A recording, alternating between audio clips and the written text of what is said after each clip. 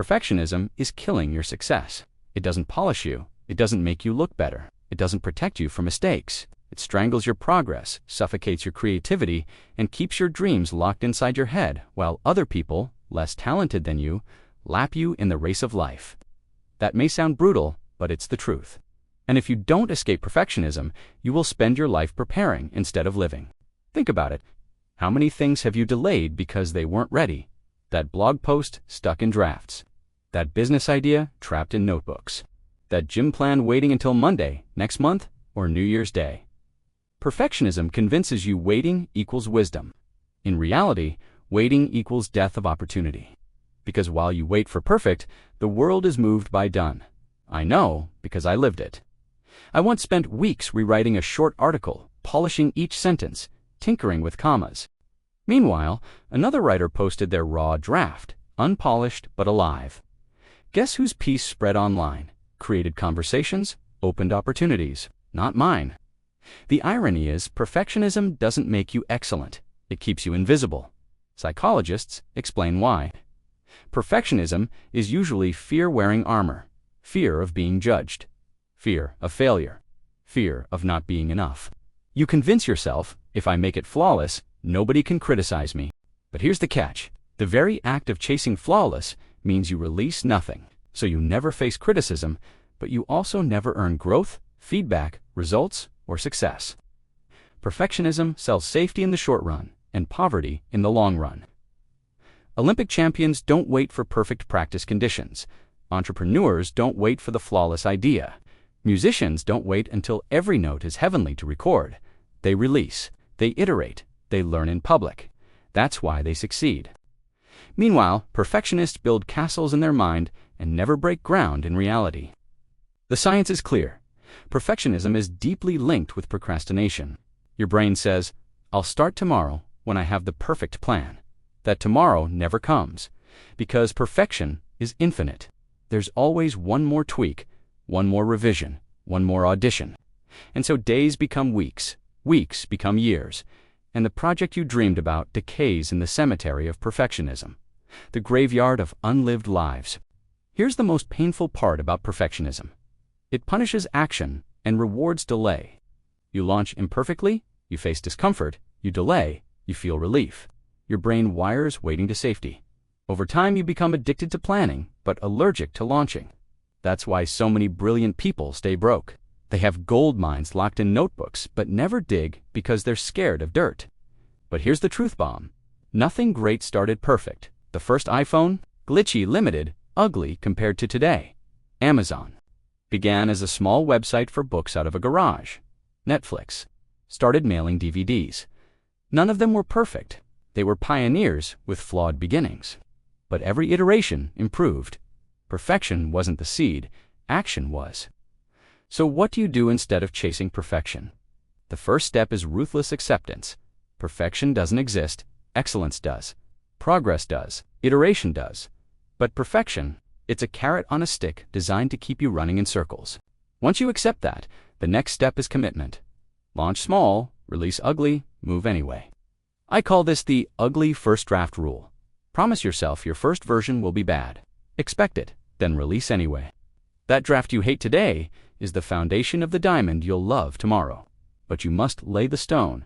If you don't lay it, you can't polish it. The second antidote is iteration. Instead of saying, I'll release when it's perfect, switch to, I'll release, then refine. Ship the product. Post the video, apply for the job. Each action teaches you in a way planning never can. Feedback from reality is worth 1,000 hours of hypothetical worry. The third fix is shifting identity. Stop calling yourself a perfectionist. That label is a prison. Start calling yourself a learner. Learners don't need perfect, they need action. When you identify as a learner, mistakes become nourishment. When you identify as a perfectionist, mistakes become poison, which identity grows. Let me tell you a story. James Dyson, the inventor of the Dyson vacuum, created over 5,000 prototypes before his product worked. 5,000 pieces of imperfection. If he had believed in perfectionism, we'd never know his name. Instead, he believed in iterations. He understood that failure isn't a block, it's feedback. That's the mindset shift, from perfection to progress. My own 90-day fight with perfection proved it. I challenged myself to release one imperfect thing per day. A video, a post, a small project. At first, my skin crawled. I wanted every pixel perfect. But after week 1, something wild happened. People didn't hate my imperfect work. They related to it, they engaged, they responded, and my skills sharpened daily, because action taught me more than endless polishing ever did. By month 3, my career had accelerated faster than years of perfect preparation. The irony. Perfectionists think releasing imperfect work will make people judge them. The truth, people judge you more harshly for hiding your gifts. The world doesn't care if you're not perfect, but it does care if you never show up. So why does perfectionism kill success? Because success is married to momentum. Perfectionism divorces you from momentum. When you demand flawless, you freeze. When you allow messy, you move, and motion attracts opportunity.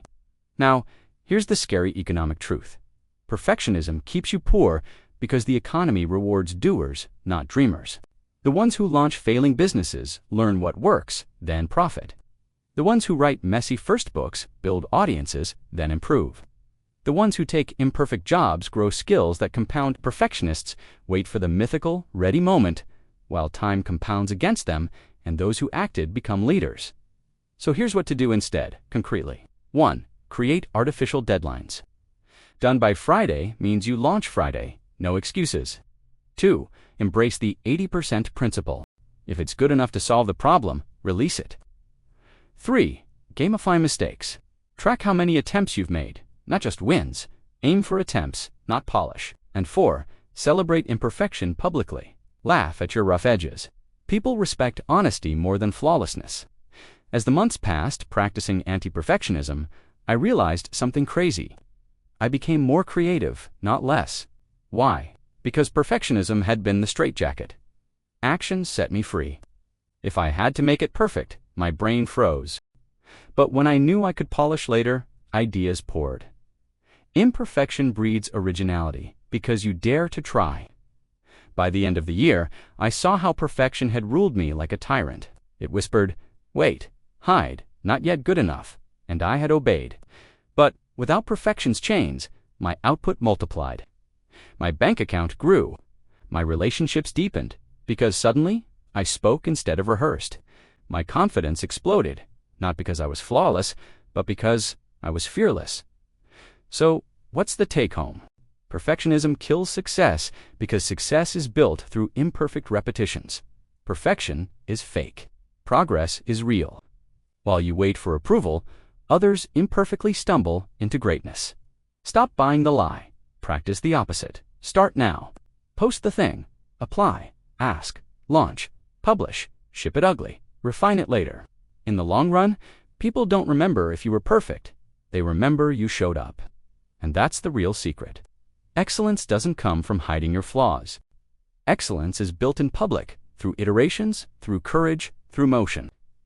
So next time perfectionism whispers, don't act until you're ready. Remember this. Ready is a myth. Perfect is a cage. Growth lives on the other side of messy beginnings. Start ugly, start scared. Start now.